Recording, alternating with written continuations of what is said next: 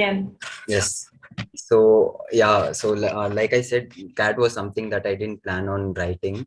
So I completed my after leaving CA, my CA, I decided to do something in the field of finance. So that is when my friend suggested me to do a master's in financial management.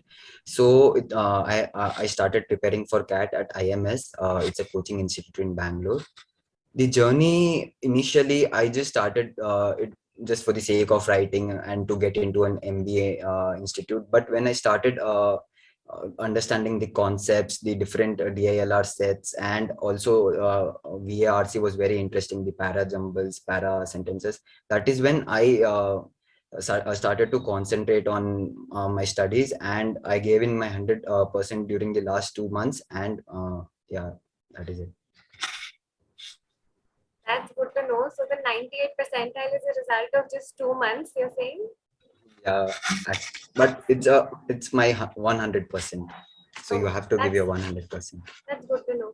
And also one interesting contrast I want to bring out to the audience is that we have Tarun, who's from a commerce background and he's a fresher, and we have Tanmay, who's from an engineering background and he's got significant work experience. So it's like a mix of both worlds, and this is to basically demonstrate that it does not matter your profile or work experience. If you put your mind to it, you can crack it. So I want both Tarun and Tanmay to weigh in a little, from a commerce perspective and an engineer's perspective. How did you tackle the quant section in your own unique ways? Tarun, we can start with you. Yeah. So cons, as I was from a commerce background, maths was something that always interested me. So concepts, I always made sure that rather than just uh, coming arriving at some shortcuts to some problems or something, I try to understand the concept thoroughly. So what I feel is that you have to be you have to be thorough at your concepts while doing cons. And also there are some topics like the number system and permutation and combination, which are very vast. And even the questions asked from those are very few, or just 2 or 3 questions are asked in the exam. So they are doable, but they are very time consuming. So I suggest that you just go through the basics of that and move on, and concentrate on other important topics. Just to add to that, I think I also I have an engineering background, but the one that comes in CAT is not very related to higher studies, as you know. It's mostly up till 12th. You just have to be thorough with the concept before that. So, and it's quite easy if you just practice it regularly. Uh, you just have to be regular throughout the time whenever you're preparing. Like as Tarun said, in 2 months he could score 98 percentile. But yes, you have to be regular, and you have to give a lot of time to this. And when you're studying, maybe you could have a strategy like studying smartly instead of, if you don't have much time as of now for 5 days, you can just glance through similar questions. If you find them there's some similarity in them, you can just do one of those questions and leave the rest, because right now you must target more quality instead of quantity. So also yeah, so this is the last week, so I guess you should not try too hard sets. Maybe just focus on the previous year cat questions, because that's what the label generally is every year, and it's better to prepare the previous year cat questions right now. So we focused on that instead. And also adding to Tanmay's point about practice, I've generally seen that there is a thirst among students for speed. So you should always avoid that in competitive exam. In competitive exam, you should be quick, and that is something very important for everyone. So also you have to practice, you have to build your speed on a while um, you have to practice daily to increase your speed, and that will not come overnight. So that is a very important thing, that in cons you have to keep on practicing, keep on writing mock tests, and that is when you will identify which are some of which are the concepts that require very less time to do, and you can concentrate more on that. That's helpful. So, since we're in the last mile prep for CAT, would you be able to suggest a few topics for quants which the students should go through once to get like a decent score or a decent coverage? Yeah, like I said, a number system and the whole number system is a very vast concept, and it will take up almost 30 to 40% of your time during the whole preparation. But the questions asked from these topics, from this topic, is only 2 or 3, and that like for example, they may ask what is the remainder of 3 to the power 9 into 10 to the power 20 divided by 19. So this is a doable thing, but it is a very time consuming question. So I would suggest that you avoid such topics and focus on other topics like um, geometry and algebra, which are very easy to do. And also, if the concepts are very right, you can also find many shortcuts to arriving the solution. Yeah. Also, I think everyone has their strong points. So whichever topic you are comfortable in right now, everyone has different topics. I was more comfortable in LCM, HCF questions, and some people don't like that part. So whatever you like, you should attempt them first. So that builds a confidence within you. When you start your exam, you should start with some easy questions and whatever you're comfortable with, so that as you go further, you'll have the confidence that yeah, the exam is going good. So uh, don't be focused like you have to attempt every question. You have to do as many questions as possible, but not every question. So stick to a certain time limit. If a question is taking too long, just leave it, attempt it later or something. But yeah, uh, try to attempt as much as possible, but correctly, not just random. Like don't let your ego lead you somewhere because sometimes it happens that uh, some question is like I know these types of questions and I have done this, but why can't I get the answer? And you get stuck on that question. So don't do that. If you're taking too much time, just leave it, go further. You have to make the most of your time. And also adding to that, one mantra that I followed while writing for cons was that I used to scan all the questions at a time before attempting it. So what I used to do was, as I had given many mocks before the actual exam, I knew which were the questions which were easy for me, or like slightly moderate and difficult. So I used to just mark them as A, B, and C. A being easiest and C being the difficult. So what I used to do is that used to take me some 3 to 4 minutes, but but that saves a lot of time eventually when you're going to do it. So I used to complete all the A questions first, and then the B, and then if time permits, I used to go on with the difficult ones. So that is one thing which I found very helpful while writing my Also, when cons. you go through the paper, some questions are so easy that you just get the answer there and there itself. So you never think that going through the paper is a time waste, because it's a must actually. You should do that first. That's helpful. So this is about what to study for quants. If we talk about from where to study, what do you recommend right now? Should everybody go through the material or mocks, or what should be the way to go right now? I So think, yeah, yeah, yeah, go ahead, continue. Tanya. I would say stick to bad questions right now, because sometimes it happens that you go to a very high level question. Like it happened to one of my friends. He actually warned me about this while I was going to give CAT, that you should not attempt too tough questions, because sometimes I did my preparations from time, and there are 3 levels of questions. If I don't know about this year's material, but yeah, in my material there used to be 3 levels. And he also did from time, and he attempted some third level questions which were really tough, like even tougher than CAT questions. So, and he couldn't do like some of them, so he lost confidence in that, and he couldn't sleep the last night. So you should not they like focus on doing very tough questions right now. Just go through the previous year CAT questions. The level is almost same. If you are prepared for higher level, that's good. That's very nice. It will increase your time, but it will increase your speed. But right now, focus on CAT material. That's what I suggest. Yeah, and also like as I did my coaching, what I used to do was I always used to write separate notes for each concept. Like I used to note down one problem from each of the topic in quant and write it down separately. So what I used to do was I used to revise all those questions before my quants, and also I used to give a lot of mock tests from credible sites. So even our coaching institute used to keep mock exams every week. So I used to attend those things.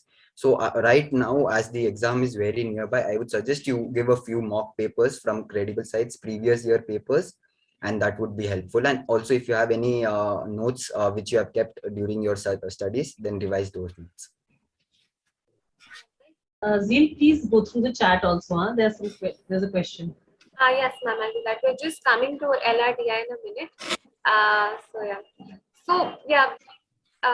Just to summarize what you said, as per Tanmay, so basically just to go through the core material and don't stress yourself out. And also you could give a couple of mocks and have context questions prepared. I think that is super important, that you have one question of each type ready to go through the night before the exam, and that's it. So, okay, those are helpful pointers. So now coming to, I think, seemingly the most dreadful section, LRDI. So, of course, I would like both of your point of views, and I think both of you have very different approaches. So, yeah, if you could weigh. Yeah. So while preparing for DILR, what I used to do was I used to prepare a topic of all the different kind of sets that used to come. Like CAT always gives one unconventional set in every test.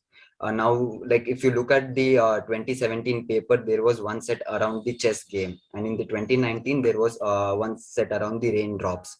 So now my target was to solve those two easy sets completely in the first 20 minutes. I used to do that. And then the one more thing that I've noticed in CAT DILR section is that in the other sets, the first two questions would usually be easy, and it would be easy. You can get the answer by all the information that is there in the question, while the rest of the remaining two questions are pretty difficult. And I would suggest, and what I used to do was I used to complete the first two questions and move on to the next set after doing it. So, and if time permits, I would come back to that question, the difficult ones. So that is what I did in my DLR. Yeah. So my experiences with LRDI was very funny kind of because I thought it's one of my favorite topics, but in the exam when I went through the questions last year, I couldn't. The first time I went through the questions, I couldn't figure out which one to do because everything seemed tough. So, but eventually I calmed down and I started reading again. So I could solve like 10 questions out of 22. And in LRDI, generally the cutoff is low because LRDI is tough for everyone. So it's not just for you. Don't stress. You just have to make sure you attempt at least 50% of the questions correctly. Try to do that. If you do that, I think it will be more than enough. Try to attempt as much as possible, but make sure that whatever you attempt is 100% correct. Don't just approximate you can use approximations, but smartly. You don't just randomly mark some question. You can maybe always try to do this elimination. First of all, whenever you find a question, try to eliminate the options. At least it will give you a better probability of even getting a fluke right. If you can't figure out the final two options, which one is correct or not, you can at least have a 50% chance of getting it right. So even if you're not sure, you can eliminate and get a better chance, I would say. And also the one thing that I have noticed and I've myself felt is that when I first started to solve the different sets of DILR, I just used to read the content that was given and not the questions. And by looking at it might look tough, so I used to move on to the next set. But when I actually, after the test, I sat and reviewed my paper, I saw that the questions asked were very direct, and it was the data was given in the text itself.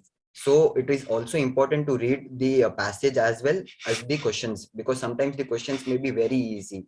So it's important that you read both of them. All right. So we have a question in the chat where the user is saying that they are only able to solve one question so far, which I think also brings in another aspect of time management in DILR. It just seems to go very fast. So how do you suggest we manage time? I think when you start with the questions, every set has like 3-4 questions. Sometimes last time we had some sets which had like 6 questions. So there are some questions which are relatively very easy to solve. So when you go through the set, try to do them first. And if you are facing difficulty in the other ones, if it's taking too much time, you should take a time limit, like you get 40 minutes this year, as we did last year. So there will be like 4 or 5 sets. So you divide the time accordingly. And if it's like you should at least solve like 3 sets. That should be your target at least. So divide like 7 minutes per set maybe. And if you are exceeding 5 minutes and not much progress is being done, I think you should go ahead and choose the next set and try to solve the easier questions first in that set, because every set will have some easy questions. But yeah, you'll have to go through the sets, understand. So it's better if you can solve one set completely and then move to the next one. But if you can't, just take a note of the time and leave it. And also what I've seen is in CAT, in DILR, there are equal number of questions for data interpretation also and for logical reasoning also. So usually students find data interpretation very easy, questions on data interpretation very easy, as there are charts and it's basically you read the data and then arrive at the question. While as logical reasoning would require you to think about it, and you may get stuck on it. So I feel that you have to be thorough with data interpretation if that's your strong point, and then move on to logical. And like Tanmay suggested, if you go through the sets, there is at least one set which is very, very easy. So you should focus on that first. And then like suggested, you can solve the first 2 questions of the sets which are difficult. And yeah. Makes sense. So again, I want to ask you that it is for DILR specifically, since that is very puzzles oriented, should the participants go for attempting mocks again, or should only study material be the source? I would suggest like solving different kinds of set from different mocks also, but you should not always like feel sad after performing bad in one mock, because usually what happens is that sometimes in the mock test they may give a few difficult sets, a lot more difficult sets than the easy ones, and you would not be able to crack it in that mock. But that doesn't mean that you're not thorough with that kind of set. So you should keep practicing, but you should also not get demotivated by if you don't perform well in one of the mocks. That makes sense. All right. So I think we are largely done with the quants and the DILR section. So I think we could also, since we have some time, we could also discuss the strategy for DARC. So if you could please weigh in on that as well. Okay. So VARC, I think the strategy is very standardized. Everyone uses this. You go to the unseen paragraphs first. You solve all the as much as you can. Go. If you get last year, we had 3 paragraphs, and first attempt those, because there are other questions too, but I find them slightly tougher, because in parajumbles there are many permutation and combinations which can be possible. There can be 16 answers, and getting one option out of 16 is tougher than choosing one correct answer in the paragraphs. So try that. Always go for them first. They're comparatively easier. And then you can maybe target. Then again, it comes to an individual, because people have their preferences. Some like parajumble, some like the summary questions. I used to like them because you can generally eliminate some options, and then generally it happens in CAT that you will be confused in the final, like two of the questions, two of the options will be very similar, and you'll be confused which one to choose. But still, you have a 50% chance to get it right. So attempt those kind of questions first. Uh, I feel that is better. And someone asked that what's the minimum cutoff? It depends actually very much on the level of the question. But don't worry about that. I would say attempt as much as possible. Do your best. Now, don't focus on how many questions you should do and this and that, because sometimes it happens that a particular set, like there will be three sets, like every year, and you will maybe sometimes your set might be tougher than the other ones, but it will be tough for all the students who give that set, and there will be normalization in the end. So you don't have to worry about how many questions should I do. Just try to do as much as possible, and keep a strategy like that. Don't focus on the number, right? And also, while doing my VARC, the one strategy I followed was, what I used to do was I used to practice a few passages before the actual test. So I used to practice different passages and different mock tests. And during my exam, the first 25 minutes, I used to make sure that I complete at least two reading comprehensions. So my goal in the first 25 minutes was to complete two reading comprehensions and then come to para jumbles and para summary. The next 10 minutes I used to allocate it to para jumbles and para summary. Now the one thing that I suggest is that there are no negative marking questions also in para jumble and para summaries. So just make sure that you, no matter what you feel, you attempt that question, because there are no negative markings for that. And also para jumbles can be confusing sometimes, as like Tanmay said, there are a lot of different probabilities for the answer. So just don't stick to one para jumble. If you feel that okay, there are too many options I feel are correct, so just move on to the next question, as it's just for it'll be time consuming and you'll get stuck to it. Okay. And also another problem regarding VRC is that some passages are easy and some are tough, but sometimes unfortunately the easy passage ends up coming in the end. So do you suggest the participants, skim through all the passages first and then start attempting, or do you think an order is more preferable? Yes, that is what I do. Like the first 5 minutes, I just skim through all the passages, and then I start with my with answering those things. So usually 30 minutes goes into this one reading comprehensions, and then the last 10 minutes I allocate for the other two, para jumbles and para summary.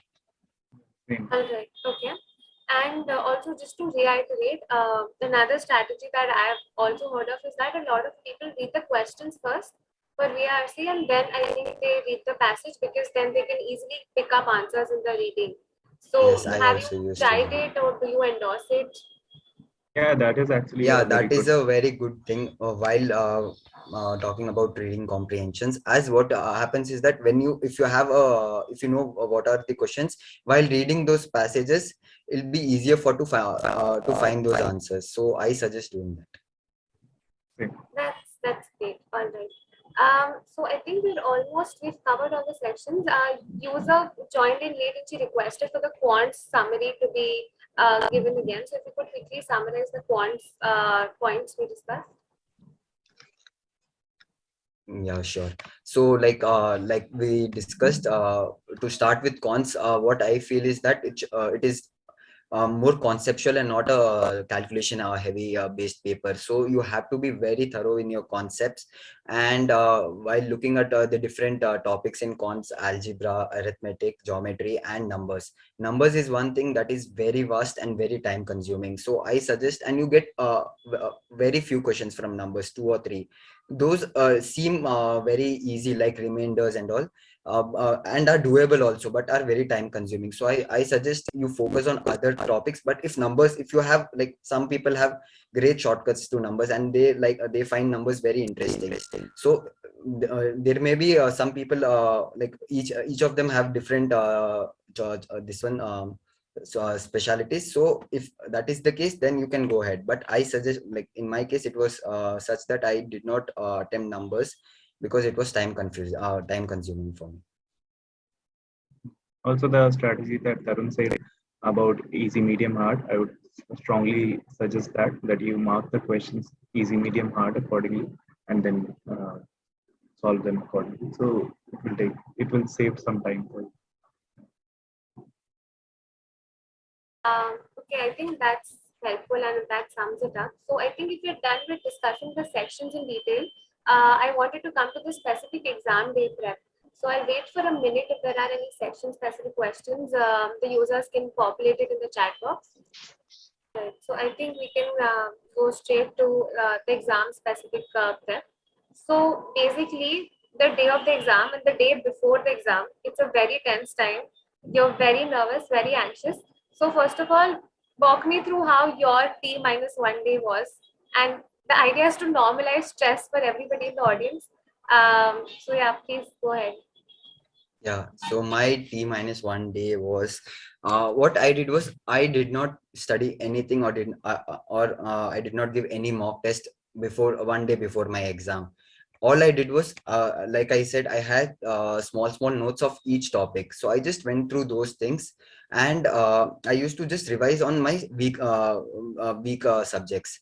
And also, right before the exam, I used to make sure that I sleep well, I get up early, and if you want to revise, if you really want to study something before the exam, I suggest you do it early in the morning, rather than and not late at night, because that would hamper your sleep. Yeah.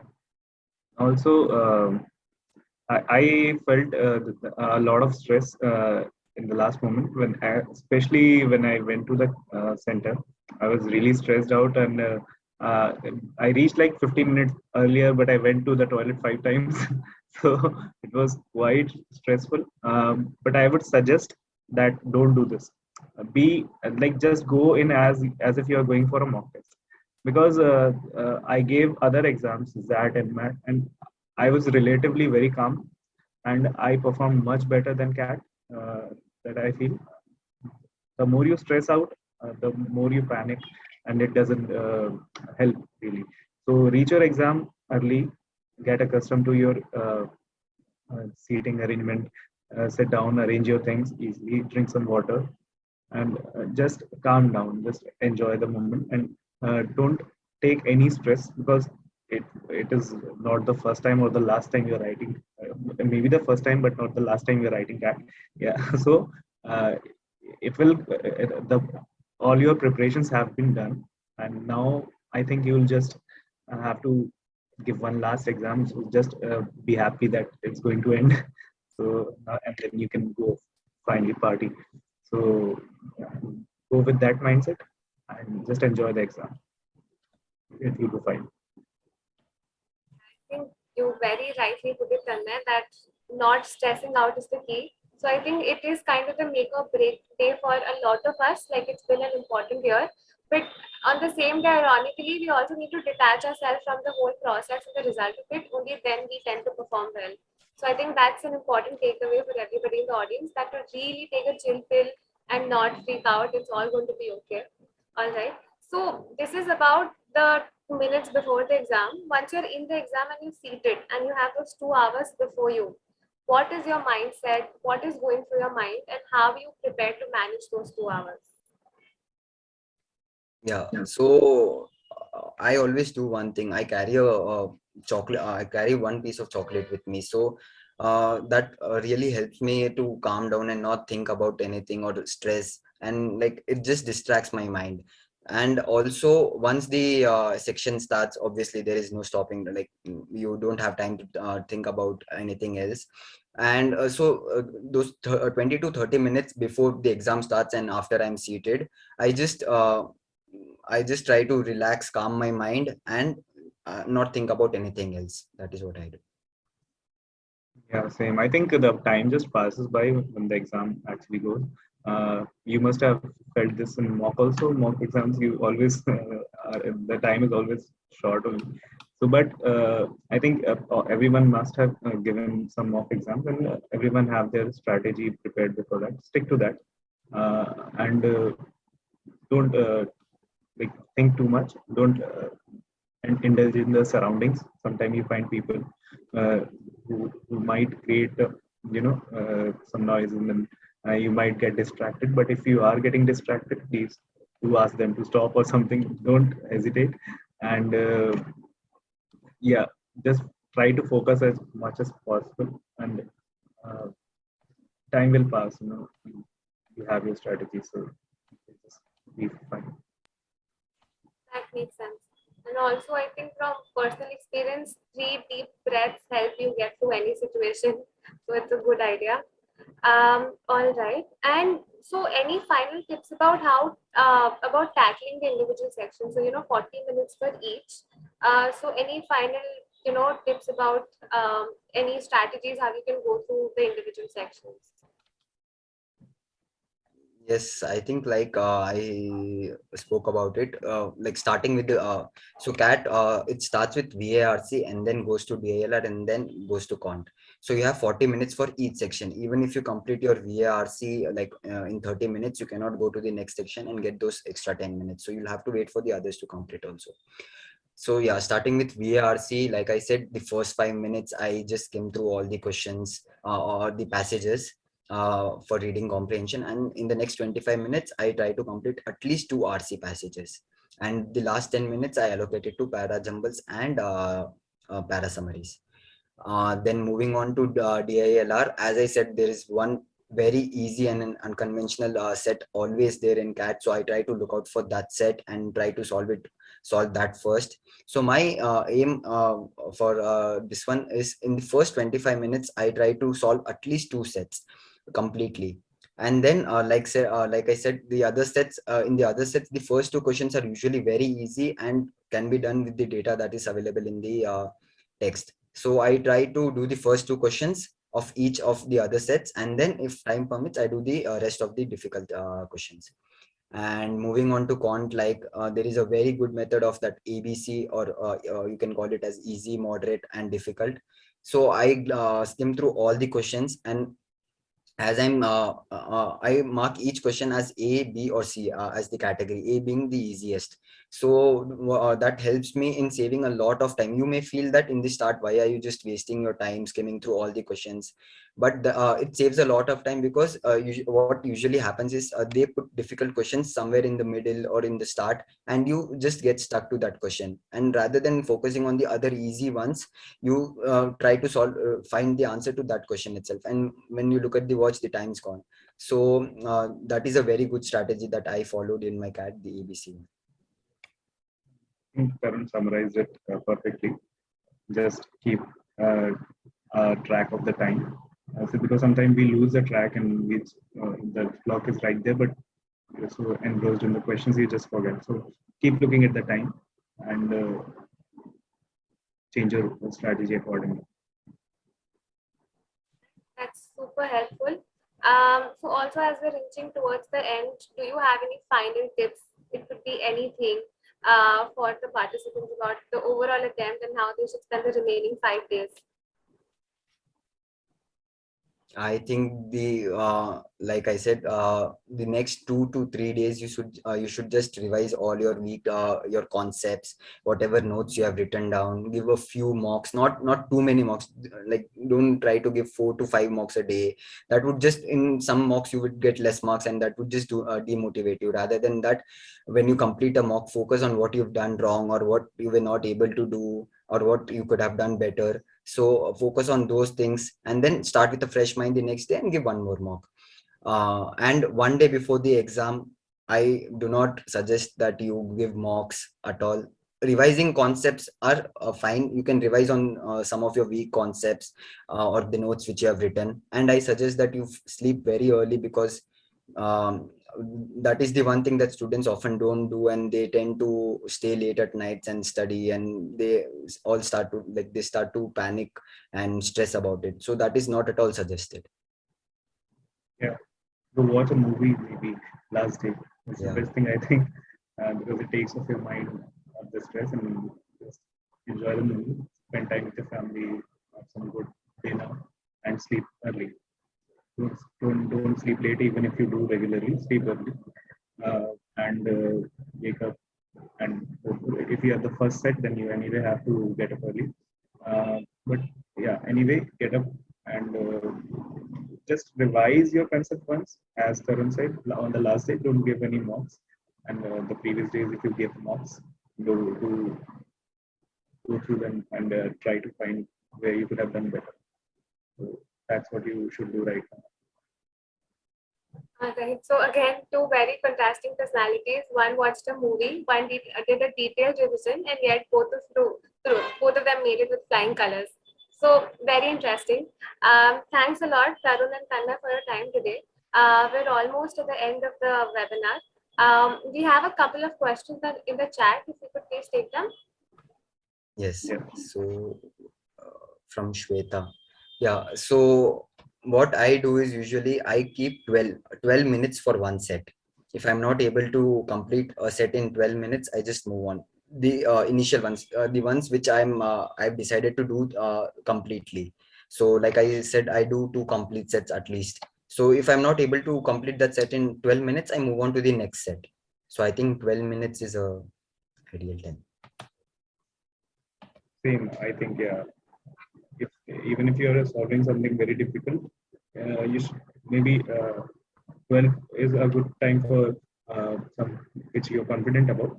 But if you're passing like 7 minutes, and if you can't attempt at one question also, then I think it's better to leave that set and try something else.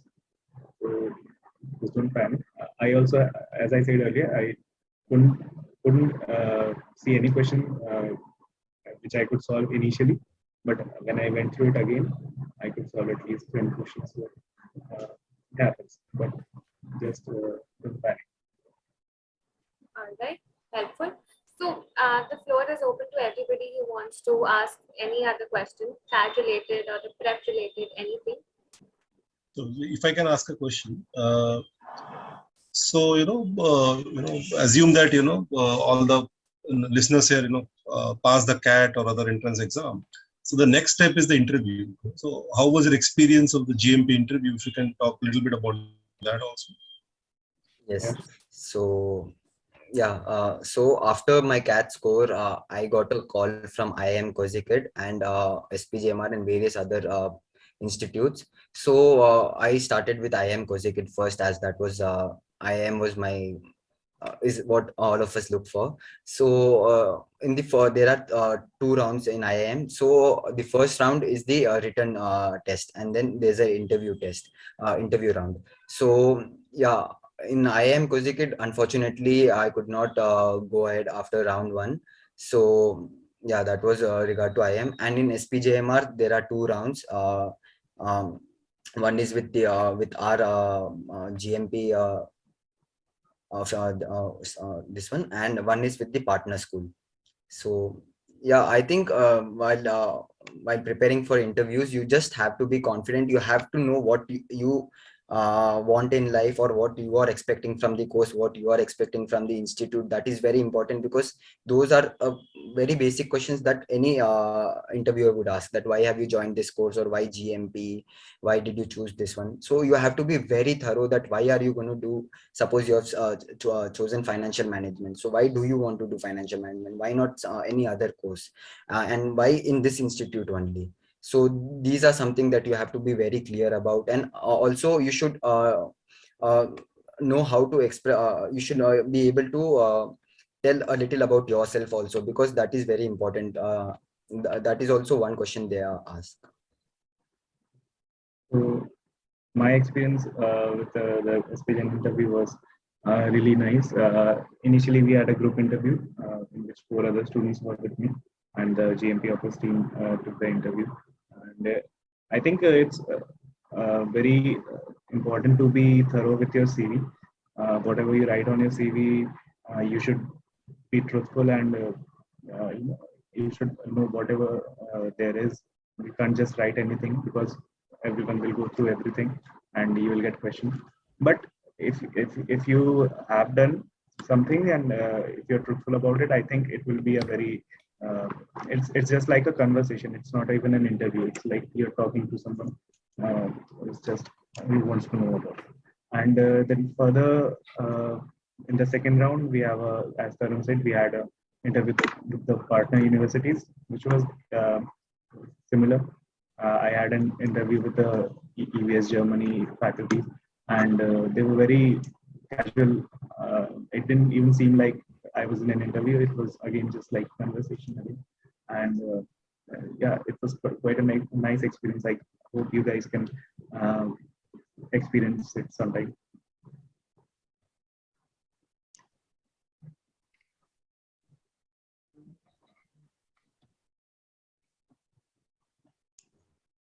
So there was a question about percentiles, cutoffs. For SPJMR, PGDM, please check their website once. I think it is 85 percentile, but please confirm with the program office. As far as GMP is concerned, you can apply with the 80 percentile, because we look at your overall personality when you're joining GMP. It's not just your academics, your overall personality makes a lot of difference. How Tanmay and Tarun have mentioned that, they get to know you as a person, and they see, the partners who sees whether you fit into their value system or not. And the same is with SPJMR. So your CAT score or your ZAT score doesn't really define who you are. It's just another exam. You've like come from class 10 boards, and class 10 boards, I think everybody thought, class 10 ho jaye and then life is all set. So from there to you've come till here and you've like, achieved a lot. So I'm sure you're going to do very well, but please don't get depressed or, feel let down if you don't do well. This is just another exam. You've come so far, you'll do very, very well. So all the very best from all of us. And if you have any other questions, please unmute yourselves and you can ask them. And later, if you have any questions about GMP, you can always call us up. So I think that's it, Zeel. Everybody seems to be very happy. There are no questions. Yeah, I think Good the job, I cat guess. fever is high. 5 दिन के पहले नहीं सूखता कुछ ज़्यादा. So it's all right. Okay, just enjoy the time. हो गया जितना prepare होना था. थोड़ा बहुत you can just focus and revise. It will be good. Don't worry. I think all of you can look up Tarun, Tanmay and me on LinkedIn. If you have any other questions about GMP, we'll be very happy to answer any queries you have. Yeah. Sure. I think there is one question about where can we check on placement record.